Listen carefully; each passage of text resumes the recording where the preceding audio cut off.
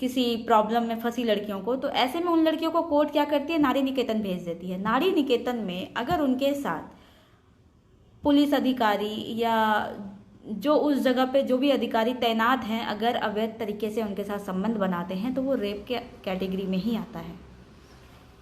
मान लीजिए कोई ऊंचे पद का अधिकारी है, कोई पुलिस है, कोई सुरक्षा बल सेना है, अगर इसने अधिकारी होने के साथ साथ कुछ गलत अपने पद का फ़ायदा उठाया, किसी महिला का शोषण किया, तो ये एक अपराध है।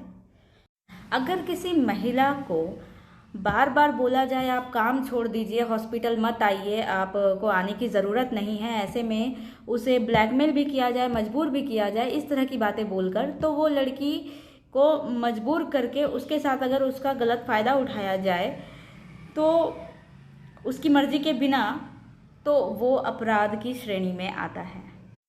ऐसे में जो भी धमकी देना, ब्लैकमेल करना, मजबूर करना, जो ये सब चीज़ें जो हॉस्पिटल के बड़े पद के स्टाफ कर्मचारी या स्टाफ जो हैं वो अगर करते हैं नर्स के साथ, एक महिला के साथ, तो ऐसे में उन लोगों के ऊपर आईपीसी की धारा 376 सी के तहत मुकदमा दर्ज होगा, मुकदमा चलाया जाएगा।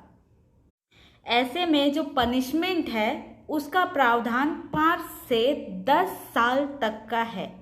साथ ही जब ये मुकदमा दर्ज होगा तो उस वक्त न्यायालय से कोई नोटिस या वारंट का वेट पुलिस नहीं करेगी, वो बिना वारंट बिना नोटिस के ही आपको गिरफ्तार कर सकती है उस वक्त। क्योंकि आज हमने सीखा आईपीसी की धारा 376 के बारे में, काफ़ी कुछ जाना, चर्चा किया उस पर।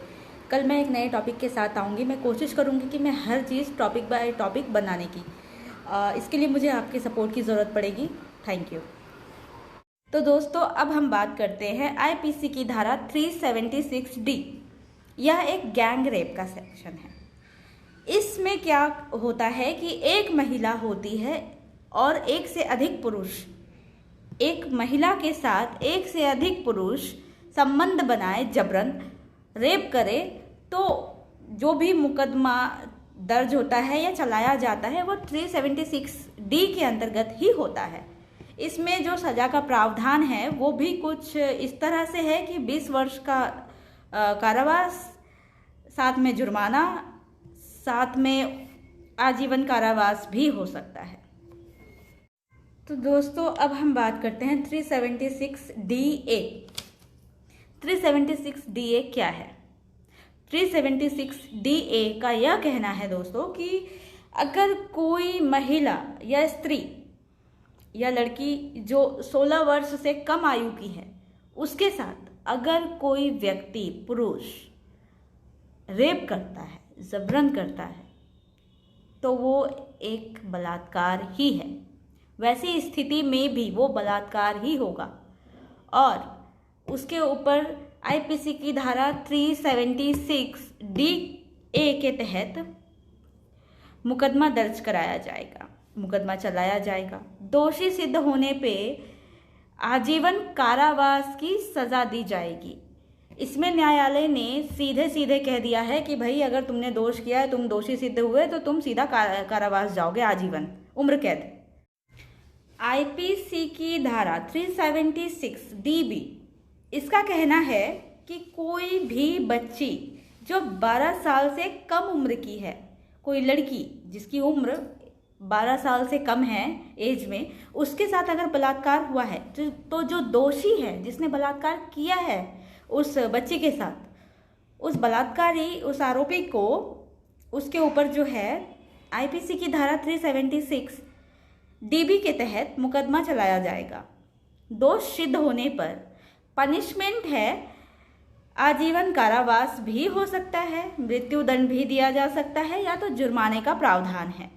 साथ ही आईपीसी की धारा 376E, इसका कहना है कि कोई व्यक्ति अगर रेप केस में बरी हो गया है, पहले उसने किया होगा रेप केस, मान लीजिए ए ने रेप किया, वो उसमें फंस गया, फंसने के बाद वो बरी भी हो गया, किसी तरह से उसे बेल मिल गई, उसे बरी कर दिया गया, वो अभी बरी है। उसके बाद वो फिर से आईपीसी की धारा 376 के अंदर कोई भी सेक्शन का उसने क्राइम किया हो, कोई भी क्राइम किया हो, वो फंस गया है, वापस से उसको लाया गया है कोर्ट में। जब न्यायालय में उसके खिलाफ रेप का मुकदमा चल रहा है दोबारा, तो ऐसे में न्यायालय क्या करेगी, वो मजबूर हो जाएगी ये सोचने पे कि इस व्यक्ति ने तो पहले भी रेप किया था और ये बरी होकर चला गया, इसने दोबारा वो चीज़ किया, मतलब इसके दिमाग से तो डर हट गया है, अब तो ये चीज़ ये बार बार करेगा। तो इसीलिए क्या करती है न्यायालय, मान लेती है कि ये इंसान दोषी है, इसीलिए दोबारा इसने ये अपराध किया और मुकदमा चल रहा है। तो ऐसे में उसे जो न्यायालय है सज़ा सुना देती है, या तो वो आजीवन कारावास या तो मृत्यु दंड का सज़ा सुनाती है। डायरेक्ट इसका ही प्रावधान है, इसमें डायरेक्ट कोर्ट ने बोल दिया कि जिसने पहले जो कार्य किया वापस से किया तो उसे मृत्यु दंड या कारावास आजीवन उम्र कैद की